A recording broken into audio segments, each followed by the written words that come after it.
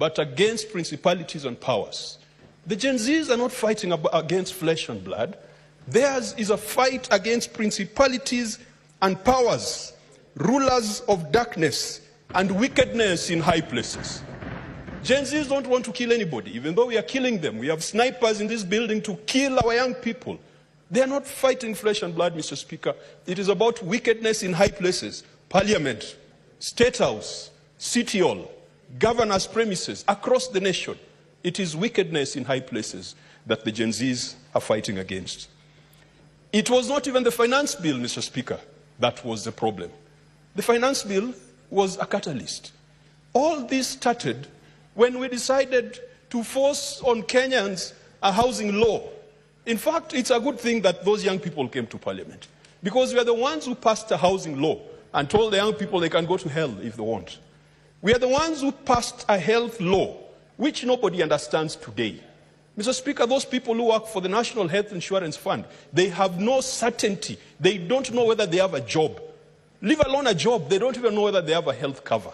And yet they work for the National Health Insurance Fund. It was this Parliament that brought about that kind of wickedness, that many of our people today do not have health cover. Today, children in schools do not have health cover, something that we thought would be a constitutional guarantee. It was taken away, and this Parliament kept quiet about it. Mr. Speaker, the Gen Zs are fighting about the neo-colonialism that we are seeing today. When Kenyans are complaining about... Honorable Ditmas Barasa. Thank you, Madam Chairperson. I rise to oppose this amendment. I am wondering what was in the mind of the Senate to recommend deletion of this clause. Whom were they speaking for? We are elected to speak on behalf of farmers. We cannot be the people who are suffocating their voices. When a farmer decides to plant sugarcane, that farmer is not different from the one who plants maize. It's not different from the one who plants tea. And at the point of selling that cane crop, the farmer should sell the cane crop to the person who has arrived and they want to buy them. You cannot tie a farmer to a factory. If the factory becomes moribund because of poor management, the same suffering should not be transferred to the farmer. The reason why farmers plant cane is they feel that at the point that the cane has matured, they should be able to sell it, convert it into money, into cash, and sort their businesses. Madam Chairperson, we are in a free market economy. You sell your crop to the person who has arrived. As long as the money that you are being paid is competitive, is within the market, these issues of tying farmers to a particular factory, Madam Chairperson, it is punitive.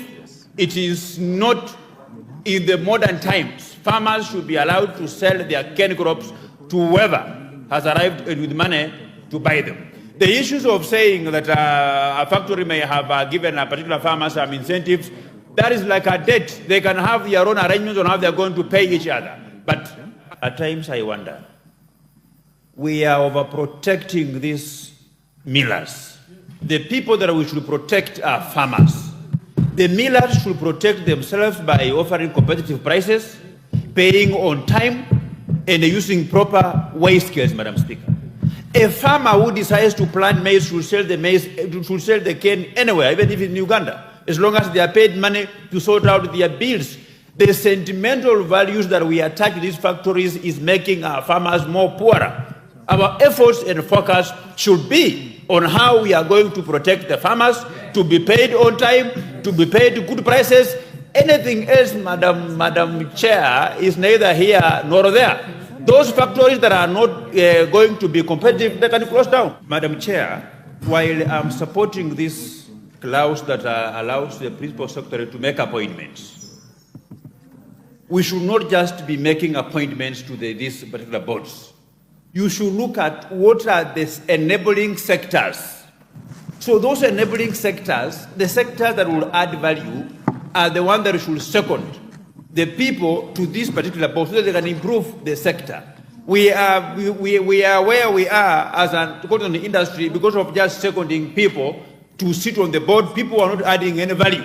So we should first identify and put a rider. You identify what are the enabling enabling sectors. Those sectors are the ones that will tackle the people so that they can support the cotton sector to proceed forward. Honorable Speaker, sir, I rise pursuant to Standing Order 53(1) to seek a statement from the Standing Committee on Roads, Transportation, Housing regarding the status of insurance cover of motor vehicles belonging to the county government of Nyandarua.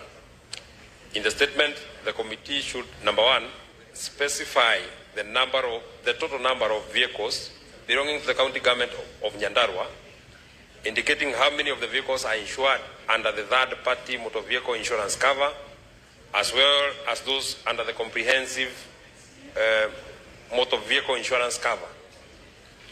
Number two, disclose the details of insurance provider or providers contracted by the county government of Nyandarua to insure the said vehicles, including details of the agreement between the county government and the insurance provider or providers, and indicate the annual insurance premiums payable by the county government of Nyandarua. Number three, state the number of accidents involving the county government vehicles that have occurred since 2013 to date, clarifying on whether insurance providers repaired the vehicles or paid compensation to the county government.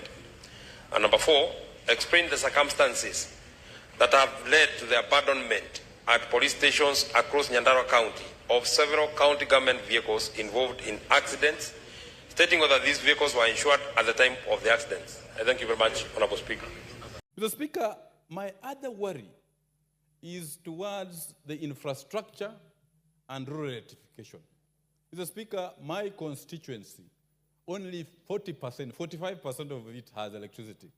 And Mr. Speaker, it is unfortunate that in this particular supplementary budget, we have deducted all those sums of money that were supposed to go towards the last mile and rural electrification. And particularly also the roads infrastructure. I have a road in my constituency, the Sangalo, Dorofu, Muskoma Road, which road, Mr. Speaker, got stuck way back in 2017. Right now, with these particular painful decisions we are making in this particular supplementary appropriation bill, hangs in balance. Mr. Speaker, as we move on and move towards the second supplementary appropriation bill, I am hopeful, Mr. Speaker, that we will be able to allocate more funds towards these particular stalled projects. I am also happy that we are going to employ JSS interns, 46,000 of them. But Mr. Speaker, I am worried that in my constituency and the county where I come from, we have close to teachers who graduated from 2013 and they have never been employed. We need to invest more money in this human capital. Most of those people who are demonstrating, I met actually a teacher who graduated way back in 2013 and saying, I will be able to demonstrate every Tuesday and Thursday because I've never gotten a job ever since 2013, ever since I graduated. So, Mr. Speaker, we need to create more employment opportunities. As we be able to move on, we need to move and allocate more resources towards employment of a young generation, which is feeling left out. It's not feeling included in this particular government. It's not feeling that as legislators, we are actually taking up their issues very, very seriously. In regard to the education sector,